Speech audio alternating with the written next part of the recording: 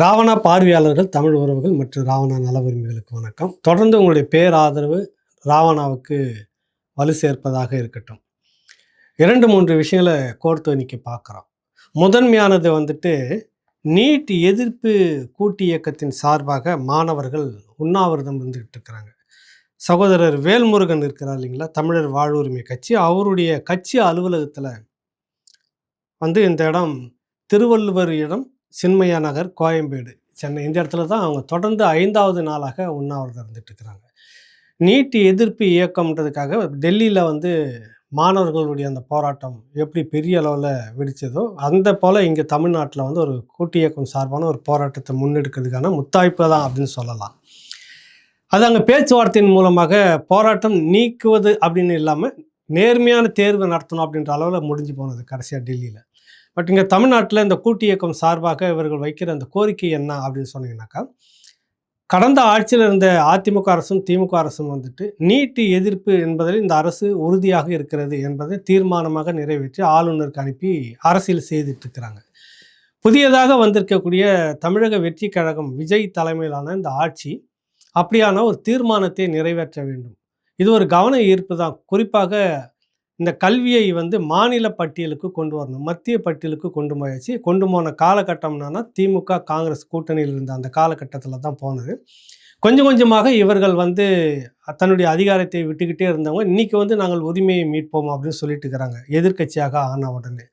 இந்த சூழ்நிலையில் இந்த மாணவர் கூட்டமைப்பு சார்பாக எதிர்ப்பு கூட்டு இயக்கம் அப்படின்றதில் தோழர் ஜீவா, வழக்கறிஞர் புளியந்தோப்பு மோகன் தோழர், அடுத்தது தோழர் தனசேகரன், தோழர் ரவி, இவங்கெல்லாம் சேர்ந்து இன்னும் கூட்டாக நிரந்தரமாக இவர்கள் இன்னைக்கு 6வது நாளாக உண்ணாவிரதம். நிறைய மாணவர்கள் போய் அங்கங்கே பங்கெடுத்துட்டு வராங்க, நிறைய இயக்கங்களை சேர்ந்தவர்கள் போய் பங்கெடுத்துக்கிட்டு வராங்க. நேற்று அந்த இடத்துக்கு தமிழர் நல பேரியக்கத்தினுடைய இதுவாக இருக்கக்கூடிய தோழர் களஞ்சியம் போயிட்டு அங்கே பங்கெடுத்துட்டு வராங்க. பங்கெடுத்துக்கிற இடத்துல அந்த பதிவை போடுறாரு. அந்த பதிவை போடும்போது பார்த்தாக்கா போராடக்கூடிய மாணவர்கள் அங்கே பெரியார் படம், அம்பேத்கர் படம், மார்க்ஸ் படம் இதெல்லாம் வச்சுக்கிட்டு இருக்கிறாங்க. அவங்க அதை வச்சுருக்காங்க. அவ்வளோதான். நோக்கம் நீட் எதிர்ப்புக்காக. பிரச்சனை மாணவர் பிரச்சனை, இதுதான் அங்கே இருக்குது. அதில் போய் கலந்துக்கிட்டு வந்தது ஒரு பதிவு போட்ட உடனே பெரியார் இருக்கும் இடத்தில் போய் நீ சேர்ந்து விட்டையா துரோகி அப்படின்னு ஏகப்பட்ட வசவுகள் அவருக்கு. இது எப்படி எடுத்துக்கிறதுன்னு தெரியல. போராட்ட களத்தில் எல்லா களமும் போராட்ட களத்தில் மக்கள் பிரச்சனை, மாணவர் பிரச்சனை அப்படின்னு இருக்கக்கூடிய போராடுறவங்க வேற அதில் போய் நம்ம பங்கெடுத்துக்கிறோம், எல்லாருமே பங்கெடுத்துக்கிறோம். அதுக்கு இதை வச்சு நீ துரோகி விலை போயிட்ட அப்படின்னு சொல்லி பேசுறது எந்த விதத்தில் நியாயம்னு தெரியல. பெரியார் படத்தை வைத்து கொண்டிருந்தவர்களுக்கு போய் கலந்துக்கிட்டாக்கா, அதுவும் மாணவர் போராட்டத்தில் கலந்துக்கிட்டு துரோகம்னா, சரியில்லாத அரசியல்னா, தமிழ் தேசிய எதிர்ப்பு அரசியல் அப்படின்னு சொன்னால், அப்புறம் மற்ற நிகழ்ச்சிகளில் கலந்துக்கிட்டு வர அந்த பெரியாரை வைத்துக்கொண்டே அரசியல் நடத்திட்டு இருக்கிறவங்களுடைய நிகழ்ச்சியில் கலந்துக்கிட்டு வர்றதுக்கு என்ன பேர் அப்படின்னு கேட்டோம்னா பதில் இருக்காது, கோபம் வந்துடுது. சரி விடுங்க. இந்த மாணவருடைய போராட்டத்தில் நேற்று அமைச்சர் பள்ளி கல்வித்துறை அமைச்சர் ராஜ்மோகன் அவர்களும், பாடநூல் கழக தலைவர், முன்னாள் மாணவர் கூட்டமைப்பு நிகழ்வுகளில் பங்கெடுத்துட்டு இருந்த லயலமணி உள்ளிட்டவர்கள் எல்லோரும், அப்புறம் கொறடா சட்டமன்ற ஆளுங்கட்சி தரப்பில் இருக்கக்கூடிய கொறடா, அவங்களாம் சேர்ந்து போய் பார்த்து பேசியிருக்கிறாங்க. அப்போ என்ன நடந்தது அப்படின்னா, மாணவர் தரப்பு இந்த போராட்டத்தை கைவிடுவதாக இல்லை, அவங்க வைக்கக்கூடிய டிமாண்ட் இதுதான். அவர் அமைச்சர் ராஜ்மோகன் என்ன சொல்ல வர்றாரு, 5வது நாள் வந்துருச்சு, 6வது நாள் வரப்போகுது, தொடர்ந்து நீங்கள் இப்படி தொடர்ந்து ஏற்கனவே ரொம்ப சோர்வு, அந்த தம்பிகள் ரொம்ப சோர்வாக இருக்காங்க, அவங்க முகத்தை அதை பார்த்தாவே தெரியுது, உடல்நிலை கொஞ்சம் மோசமாகிட்டு இருக்குது. இப்படிலாம் இருந்தீங்கன்னாக்கா அது பெரிய அளவில் இருக்குது. இந்த அரசனுடைய எண்ணமும் இந்த நீட் எதிர்ப்பு தான், பிரச்சாரத்துலேயும் அதுதான் சொன்னார், அரசுடைய கொள்கை முடிவும் அதுதான், தேர்தல் வரைவு அறிக்கையிலும் அதை தான் நாங்கள் சொல்லியிருக்கிறோம், பரிசீலனை செய்துட்டு இருக்கிறோம், இதுக்கான என்ன செய்ய முடியுமோ நம்ம செய்வோம், சேர்ந்து உண்ணாவிரதத்தை நீங்கள் கைவிடுங்க அப்படின்னு இவர் பேசுகிறார். மாணவர் தரப்பு என்னானது, இல்லை நீங்கள் சட்டமன்றத்தில் ஒரு தீர்மானம் நிறைவேற்றுங்கள், நீட் எதிர்ப்பில் இந்த அரசு உறுதியாக இருக்கிறது, மத்திய அரசு அதற்கான ஆவணங்கள் அதுக்கான நடவடிக்கையை எடுக்கணும், கல்வியை மாநில பட்டியலுக்கு கொண்டு வரணும், மத்திய அரசு விடுவிக்கணும், மாநில அரசு அதை கேட்கணும், இந்த கோரிக்கையை நீங்கள் நிறைவேற்றுங்க, நாங்கள் உண்ணாவிரதத்தை முடிச்சுக்கிறோன்னு சொல்லியிருக்கிறாங்க. பேச்சுவார்த்தை இந்த அளவில் தான் முடிச்சிருக்கிறது.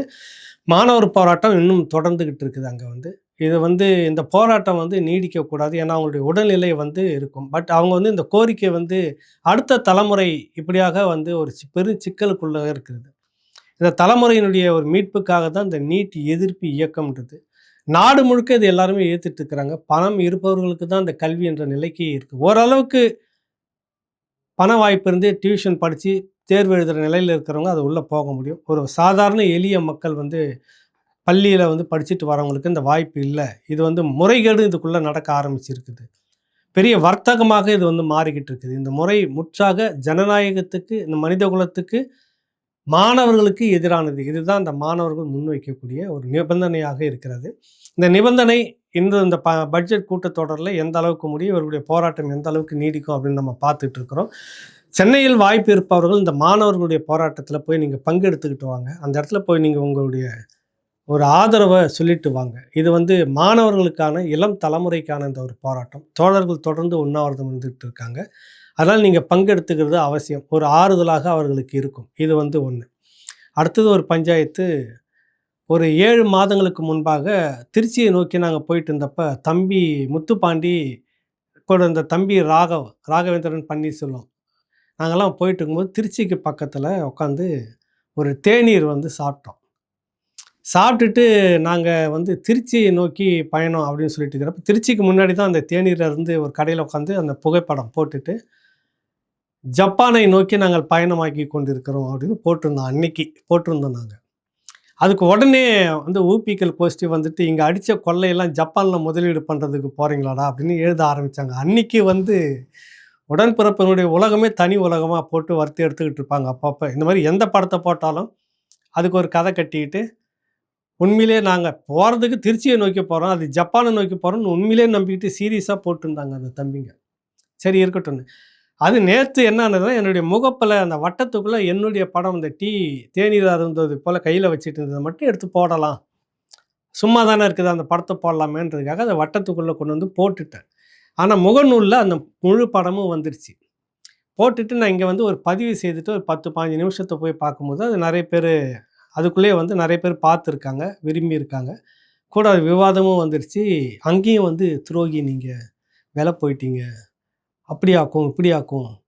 ஏன்னா முத்துப்பாண்டி அப்படி, இந்த பக்கம் ராகவேந்திரன் பன்னீர்செல்வம் டிவிக்காக தான் வேலை செய்கிறாராம்.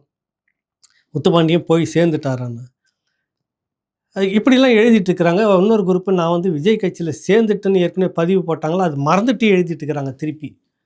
இவர் எப்போ போக போகிறான்னு தெரியல, இவரும் அதுக்கு தான் வேலை செய்வாருன்னு. நேற்று வரை எல்லோருமே நண்பர்களாக, எல்லோருமே ஒரு கட்டமைப்புக்குள்ளார இருக்கிறப்ப சந்தித்து பேசி உரையாடிக்கிட்டு இப்படியான புகைப்படங்களை போட்டுக்கிறது வாடிக்கை தான். அது எல்லாருக்குமே இருக்கும். இன்று ஒரு முரண்பாடோ இல்லை வேறு ஏதோ விடையோ அவங்கவுங்களுக்குன்னு ஒரு பாதையை தேர்ந்தெடுத்து அவங்கவுங்க போகிறாங்க. யார் எந்த கட்டமைப்பில் இருந்துட்டு எந்த ஒரு நிலைப்பாட்டில் இல்லை எந்த ஒரு கொள்கையில் இருந்து இயங்கிட்டு இருக்காங்கன்னு பார்க்கணும். அது காலம்தான் பதில் சொல்லும் எல்லாத்துக்கும். நான் ஒரு முறையும் நாங்கள் வந்து யாருமே வந்து நிரூபிச்சுட்டு இருக்க முடியாது. அவருக்கே தேவைப்பட்ட அரசியலுக்குள்ளே அவர் போகலாம். ராகவேந்திரன் பன்னீர்செல்வம் அவருக்கு தேவைப்பட்ட அரசியலுக்குள்ளே அவர் போகலாம். நான் எங்கே இருப்பேன் அப்படின்றது நான் தான் முடிவு பண்ணுவேன். இதுதான் விஷயம். இவர்களாகவே ஒரு கதை கட்டி ஏற்கனவே வந்து ஒரு விமர்சனம் வைத்ததுக்கு வந்து ஏகப்பட்ட வீடியோ, ஏகப்பட்ட இது எல்லாம் பேசி முடிச்சுட்டாங்க. இதை பற்றி நான் எங்கேயுமே பேட்டி கொடுக்கல. முதல்ல இந்த பதிவை முடிச்சிடறேன். இந்த புகைப்படம் வந்து இவ்வளோ காழ்ப்புணர்ச்சியா அவங்களுக்கு? இதில் என்ன அரசியல்? இதுவா நம்ம கற்றுக்கிட்ட ஒரு தமிழ் தேசிய அரசியல் கட்டமைப்பில் இதுதானே நம்ம பேசிட்டு இப்படி புறம் பேசிக்கிட்டே இருக்கிறது தான் அரசியலா? என்ன நோக்கம், என்ன இலக்கு, அதை நோக்கி நம்ம பயணிக்கிறோமா இல்லையா, அதை தானே நம்ம பார்க்கணும். போகிறவங்க போகிறாங்க, போகட்டும், விட்டுருங்க அப்படின்ற மாதிரி தானே இருக்கணும். அதுக்கு வந்து உடனே ஒரு பெரிய விஷயம் உள்ளே போட்டு அடித்து மாஞ்சிட்டு இருக்கிறாங்க. இன்றைக்கி ஒன்று போட்டிருந்தேன், தமிழ் தேசியத்தில் வந்து விமர்சித்தாக்கா, நாம் தமிழர் கட்சி விமர்சித்தாக்கா தமிழ் துரோகிகள்லாம் ஆகிட முடியாது. அப்படி இல்லை அது. ஆனால் இன்றைக்கும் சொல்ல வரேன், நாளைக்கும் சொல்லுவேன், நாளை மறுநாளும் சொல்லுவேன், என்றைக்கும் சொல்லுவேன். நாம் தமிழர் கட்சி, சீமான் அவர்களுடைய அந்த கட்டமைப்பு, இந்த களப்பணி இன்னொருத்தர் வந்து செய்ய முடியாது. மிகப்பெரிய ஒரு இழப்பை சந்தித்து அவர்கள் செய்து இருக்கிறாங்க. அதை நான் என்றைக்கும் வந்து மறுக்க முடியாது. அதுக்காக சில விஷயங்கள் விமர்சனமே பண்ணக்கூடாது, துரோகினா எப்படி ஏற்க முடியும்? இது கூடாது, நல்லதில்லை அப்படின்றோம். வந்து பேசுங்க, பேசிட்டு சட்டையை கிழிச்சிட்டு போகிறதுனா போகலாம், அது ஒன்றும் இல்லை. எனக்கு சட்டை கிழிஞ்சு போகிறது எனக்கு ஒரு பிரச்சனையும் இல்லை. நான் கேர் ஆஃப் பிளாட்ஃபார்ம். அதை யோசித்து பதிவு போடணும், எழுதணும். கீழே வந்து உடனே வழக்கம் போல் துரோகிகள் இது இது நல்லா இருக்குதா என்னன்னு தெரியல. அடுத்தது நான் இன்ன வரைக்கும் எதுவும் நான் பேசல. நான் பேச வேண்டிய அரசியல் நெறைய பேசல. ஏன்னா, அது தேவையில்ல அப்படின்னு இருக்கிறேன். ஒருத்தர் எழுதுறாரு வந்து, தென்னகம் விஷ்ணு வந்து கேட்டாரு. அதில நான் இத தான் சொல்லியிருந்தேன். விரிவாக நான் பேசல. சில விஷயங்களுக்கு மட்டும் பட்டும் படாமல் தகவல் சொன்னா, தம்பி அங்கேருந்து இங்க வந்திருக்கான். வேற ஒரு விஷயத்துக்கு வந்து உங்கள பார்க்கணும் ஐயான்னு வந்தா பார்க்குறப்ப, எனக்கு ஒரு பேட்டி கொடுங்க உங்களுக்குன்னு. நான் பொதுவாவே நம்ம தம்பிங்க யாருன்னா இந்த மாரி கேட்டாங்கன்னா, நான் குடுப்பேன். தமிழ் தேசிய கட்டமைப்புக்குள்ள யார் கேட்டாலும் குடுப்பேன். அவங்க பெரிய சேனலா, இந்த அது என்ன சொல்றது, நான் பெரிய சேனல் பார்த்து தான் பேட்டி குடுப்பேன். இவங்கலாம் ஒரு ஆள் இல்ல. அப்படின்லாம் நினைக்கவே மாட்டேன். அந்த மாரி நெனச்சு ஒதுங்கி இருக்கிறவங்கள நான் பார்த்துருக்கிறேன். நான் அந்த மாரி சொல்லக்கூடாது அப்படின்றதுக்காக அவருக்கு குடுத்தேன் அவ்வளோதான். அத தாண்டி கார்ட்டூனிஸ்ட் பாலாக வந்து உட்காந்து அவர் கேட்க வேண்டியதெல்லாம் கேட்டார். அங்கேயும் நான் முழுதுமாக பேசல. இவரு பேசலன்னுட்டே பேசிட்டு இருக்கிறான் யோக்கியம் அப்படின்னு இன்னொருத்தன் போடுறான். என்ன நீங்க அது எப்ப திருந்த போறீங்க? என்ன ஆக போறீங்க? புரியல. நீங்க பேசுவது, எழுதுவது ஒரு கட்டமைப்பை எப்படி பாதிக்கும்? அது எந்த அளவுக்கு ஒரு தாக்கத்த வந்து ஏற்படுத்தும்? நீங்க நீங்க போடுற ஒரு பதிவு எவ்வளவு சிக்கல உருவாக்கும்?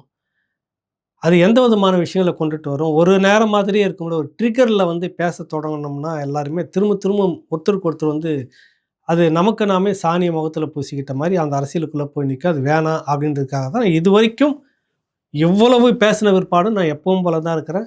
பேசுகிறவர்கிட்ட நான் பேசிக்கிட்டு தான் இருக்கிறேன். உடனே யார் பேசுகிறார்கள் சொல்லுங்க அவங்க பட்டியல. உடனே நீக்கிறேன் அப்படின்லாம் அது ஒண்ணும் பண்ண முடியாது அத. ஏன்னா, இந்த அரசியல் வேணாமே அப்படின்னு நெனைக்கிறேன். நல்ல ஒரு அரசியல் நோக்கத்தை நோக்கி முன்னேறிக்கிட்டு இருப்போம். அத நோக்கி பயணிங்க. துரோகி யாருன்னு பட்டியல் போட்டு எல்லாத்தையும் நீங்க கிளைகள எல்லாமே சரிச்சுட்டு வந்தா கடைசியா ஒத்தையில தான் நிக்கணும் அப்படின்றத சொல்லுவாங்க. அது நம்ம தான் அடிக்கடி இந்த அரசியல பேசியிருக்கோம். அத விட்டுடுவோம் நம்ம வேண்டியதில்ல. இந்த இந்த தமிழ் தேசிய சிக்கல் அரசியல்ல இன்னொரு விஷயம் இருக்குது. தொடர்ந்து இப்படி பேசிட்டு எழுதிட்டு இருக்கிறாங்க. இன்னொருத்தர் வந்து ஒரு தோழர் கேட்கிறாரு. இதையும் பேசி ஆகணும். பாரிசாலனும், கார்ட்டூனிஸ்ட் பாலாவும் பேசுவதை முழுக்க முழுக்க நீங்கள் ஏற்கிறீர்களா? நான் இதுவரைக்கும் ஏற்கிறீங்கன்னு சொன்னதே கிடையாது. பாரிசாலன அவரு என்கிட்ட பேட்டி எடுக்க மாட்டாரு. நான் அவர்ட்ட பேட்டி எடுக்கிறதில்ல. அது ஏன்னு அவர்கிட்ட தான் கேட்கணும் நீங்க. புரியுதுல்ல? எல்லாருக்கும் எல்லா கருத்தும் ஏற்புடையதான இல்ல. எனக்கு அவங்களுடைய கருத்துல நெறைய முரண்பாடு இருக்குது. ஏற்புடையதும் இருக்குது. பாலா பேசுவது எல்லாமே கார்ட்டூனிஸ்ட் பாலா பேசுவது எல்லாமே எனக்கு ஏற்புடையதானா இல்ல. அதேபோல என்னுடைய செயல்பாட்டுல எல்லாமே ஏகலைவன் எல்லாமே பேசுவது, எழுதுவது எல்லாமே ஏற்புடையதானா பாலாவுக்கு ஏற்புடையதா இருக்காது. நீங்க வந்து ஒரு சாஃப்ட்டா போகக்கூடிய ஆளு. என்ன இருந்தாலும் இதில தான் நீங்க நிப்பீங்க அப்படின்னு அவர் இன்னைக்கும் விமர்சனம் பண்ணக்கூடிய ஒரு டைப்பா இருக்கிறாரு. அவங்க 2 பேரும் உட்காந்து என்ன பேசுனாங்கன்றத நான் இன்னும் முழுசும் கேட்கவே இல்ல. அவர்கள் பேசுறதுக்கெல்லாம் நான் பொறுப்பேத்துக்கிட்டு, நீங்களும் அவருக்கு பேட்டி குடுத்தீங்களே, இவருக்கு பேட்டி குடுத்தீங்களே, நீங்க பதில் சொல்லுவீங்களா இதுக்கு? அப்படின்னு நீங்க கேட்கறது வந்து சோத்த முட்டுறது எந்த விதத்திலன்னு தெரியல. உங்க மண்ட தான் உடையும். ஏன்னா, இதுல எனக்கு பொறுப்பே இல்லையே. அவங்க 2 பேரும் பேசிக்கிட்டது அவங்க 2 பேரு கருத்து. அதுல எனக்கு ஏற்புடையதான்னா, ஏற்புடையது இருக்காது. இதான் விஷயம் அது. அவங்க பேசுறது எல்லாமே இது தெரியல எனக்கு சிலது வந்து ஒரு தீவிரமான ஒரு தாக்குதலை கொண்டதா இருக்குதா? அப்படின்னு எனக்கு தோணும். இல்ல கேட்கறது நியாயமா தான் இருக்குது அப்படின்னு ஒரு இடத்துல தோணும். அப்ப அதுக்கு எல்லாத்துக்கும் நான் பதில் சொல்லிட்டு இருக்க முடியாதுல்ல இது. நான் என்ன அவங்கள பத்தி பேசியிருக்கிறேன். நான் என்ன அவங்கள பத்தி விமர்சனங்கள் முன்ன வைக்கிறேன். அது சரியா? தவறா? அத மட்டும் வச்சுட்டு போணும். அவர்கள் இருவரும் பேசுகிறார்கள். பாலாவும், பாரிசாலனும். நீங்களும் அவர்களோடு சேர்ந்து விட்டீர்களா? நீங்களும் துரோகிகள். அவர்கள் 2 பேரும் பேசுவதை நீங்கள் ஏற்கிறீர்களான்னா, பார்க்கவே இல்லப்பா ஒண்ணும். பார்க்கவே இல்ல. அவங்க 2 பேரும் என்ன பேசிக்கிறாங்க, அவங்க 2 பேரும் என்ன கடிச்சு வச்சுக்கிறாங்கன்னு யாருக்கு தெரியும்? அவங்க பேசுனது முழுசும் எனக்கு ஏற்புடையதுன்னு நம்ம சொல்லவும் கிடையாது. எப்பவுமே கிடையாது. அவர்கள் இந்த தளத்தில இருக்கிறாங்க. பாலா வந்து பேட்டின்னு கேட்குறாரு, நம்ம குடுக்குறோம். எனக்கு பேட்டி வேணுங்கன்னு கேட்குறோம், நம்ம எடுக்கிறோம் அவ்வளோதான். அதுக்கு நான் அவங்களுடைய போக்கு எல்லாத்தையுமே நான் ஆதரிக்கிறேன் அப்படின்லாம் கிடையாது. எல்லாமே ஒரு கட்டத்துக்குள்ள ஒண்ணா தானே இருந்துகிட்டு இருந்தோம். இன்னைக்கு வந்து பிரிஞ்சு போனதால எல்லாமே எதிரியா பார்க்கறதுனா எப்படி பார்க்கறது? அப்படி எனக்கு தெரியலையே அது. இது வந்து ஒரு ஏற்புடைய கருத்து அல்ல அப்படின்னு தான் நம்ம சொல்ல வரோம். இன்னொரு முக்கியமான அரசியல் அத தான் பேச வந்தேன். இத கொஞ்சம் விளக்கிடணுன்றதுக்காக இத பேசினேன். இன்னொன்னு முக்கியமாக புகாரி அப்படிங்கிற ஒரு ஆய்வாளர், இன்ஸ்பெக்டர், போலீஸ் இன்ஸ்பெக்டர். ஆம்ஸ்ட்ராங் கொலை வழக்குல சம்மந்தப்பட்ட ஒரு மார்வாடி நார்த் இந்தியன் பாஜகல முக்கிய புள்ளி. அவர வந்து இந்த வழக்குல உங்கள சேர்த்துருவோம் அப்படின்னு சொல்லிட்டு ரூ. 40,00,000 வந்து பண்ணியிருக்காங்க. இது சில பேர் பகீர்னு பெரிய அளவுல பேசுறாங்க, எழுதுறாங்க அப்படின்னு பார்த்துட்டு இருக்கிறோம். நேத்துலேருந்து அதுதான் போயிட்டுருக்கு. அவர சஸ்பெண்ட் பண்ணியிருக்கிறாங்க. இப்ப வந்து பணி நீக்கம் செய்திருக்காங்க. இடைக்கால பணி நீக்கம். இந்த விசாரணை நடந்து கொண்டிருக்கும்போதே ராவணாவுல இத பத்தி நாங்க பதிவு செய்திருக்கிறோம். இதுக்காக ஸ்பெஷல் டீம் அப்படின்னு ஆம்ஸ்ட்ராங் கொலை வழக்குல குற்றவாளிகளை தேடுவது, பிடிப்பது, விசாரிப்பது அப்படின்னு இருக்கக்கூடிய ஸ்பெஷல் டீம் வந்துட்டு, சில விஷயங்கள் வந்து செய்துட்டுருக்கு. முரண்பாடா தெரியுது, தவறா தெரியுது, வசூல் பண்றதும் தெரியுது. அதே நேரத்தில உண்மையா அதில சம்மந்தப்பட்ட ஏதோ ஒரு விதத்தில ஓரளவுக்கு நம்பகமான இருக்கிறவங்கள எப்படி விடுவிச்சிருக்கிறாங்க. அப்படின்னு அதில் நம்ம ராவணாவில் பதிவு பண்ணியிருக்கிறோம் ஏற்கனவே. ஏன்னா அப்போவே சில பேர் சொல்லியிருந்தாங்க இதில் வந்து பண வசூல் நடந்துக்கிட்டு இருக்குது, மிரட்டி பணம் வாங்குறாங்க அப்படின்னு. ஒரு நபர் மட்டும்தான் வந்திருக்கு, இதில் பல கோடி ரூபாய் வசூல் நடந்திருக்கு. மிகப்பெரிய பெரிய புள்ளிகளை வந்து தூக்கி இருக்கிறாங்க, கூட்டுமை வச்சுருக்கிறாங்க. பாக்கெட்டில் வந்து இந்த மெத்தபெட்டமின் போதை மருந்து வச்சுக்கிட்டு இதை வச்சு உள்ள வழக்கு போட்டோம்னா வெளியே வர்றதுக்கு நாளாகும், வருஷக்கணக்கு. எப்படி விஷயம் உங்களுக்கு? நீங்களாம் இந்தக்குள்ள ஒரு ஸ்மக்லிங்கும் பண்ணிட்டு இந்த மாதிரி கொலைக்கான கூலிப்படைக்கான உதவியும் பண்ணிட்டு இருக்கிறீங்க அப்படின்னு சொல்லிட்டு இப்படிலாம் மிரட்டி வந்து பணம் வாங்கியிருக்காங்க. நிறைய பேர்கிட்ட பணம் ஒருத்தர் தான் வெளியில் சொல்லிக்கிறாங்க, மீதி பேர் சொல்லலை. புதிய அரசு இதில் வந்து தயவு செய்து தயவுதாட்சனை பார்க்காம தனி ஒரு விசாரணை, இந்த வழக்கு சிபிஐ கிட்ட போயிடுச்சு, அது வந்து வேற. மாநில அரசு ஒரு தனி விசாரணையை இந்த டீம், ஸ்பெஷல் டீம்னு சொல்லக்கூடிய இந்த ஆம்ஸ்டாங் கொலை வழக்கில் இந்த டீம் எல்லாமே இன்னும் எத்தனை பேர்கிட்ட வந்து இப்படி பணம் வசூல் செய்திருக்கிறாங்க வெளிப்படையாக நீங்கள் சொல்லுங்கள், ரகசியமாக வச்சுக்கிறோம் அப்படின்னு சொல்லிட்டு விசாரணை நடத்தி இந்த மாதிரியான புல்லுருவிகளை, இப்படியான இந்த காக்கி சட்டைக்குள்ள நேர்மையான எவ்வளோ அதிகாரிகள்லாம் இருக்காங்க, எவ்வளோ நேர்மையெல்லாம் இருக்காங்க. இந்த ஸ்பெஷல் டீமுக்கு என்னன்னா, அன்னைக்கு இங்கே இருந்த ஒரு மிகப்பெரிய போலீஸ் அதிகாரி, சென்னை கமிஷனராக இருந்த அருண் அவர்கள் இந்த தேடுதல் வேட்டை தீவிரம் என்ற பேரில் குற்றவாளிகளை விரைவில் பிடிக்கணுன்ற பேரில் ஒரு முழு சுதந்திரம் கொடுத்து வச்சுருந்தாரு.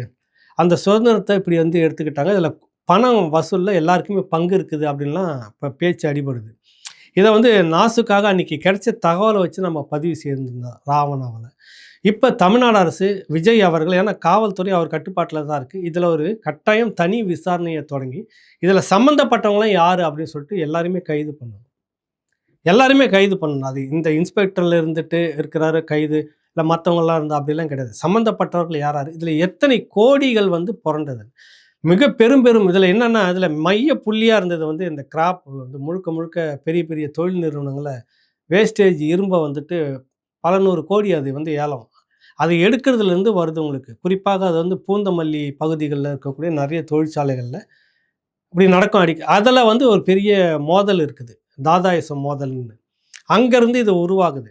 அதில் இந்த சம்மந்தப்பட்ட நிறைய தொழிலதிபர்கள்லாம் பிடிச்சி தூக்கி அங்கே ஒரு பெரிய வசூல் நடந்ததாக சொல்ல வராங்க. கிட்டத்தட்ட தகவல் இருக்குது. அதனால் அரசு வந்து இந்த நேரத்தில் வெளிப்படையாக ஒரு முதலமைச்சரான அவர்கிட்ட தான் இருக்குது காவல்துறை. இப்போவும் சொல்கிறேன், நிறைய நேர்மையான அதிகாரிகள்லாம் இன்றைக்கும் இருக்கிறாங்க. ஏன் இந்த டீம், ஸ்பெஷல் டீம் என்ற பேரில் நிறைய பேர் இந்த விஷயங்களை செய்திருக்காங்க. சில பேர்கிட்ட வாங்கிட்டு விட்டுருக்கிறாங்க, பேச்சுவார்த்தை நடத்தி விட்டுருக்கிறாங்க. அன்றைக்கி இருந்த திமுகவில் இருக்கக்கூடிய சில பேருடைய அழுத்தத்தில் சில பேர் விட்டுருக்கிறாங்க. இப்படி நிறைய நடந்திருக்கிறது.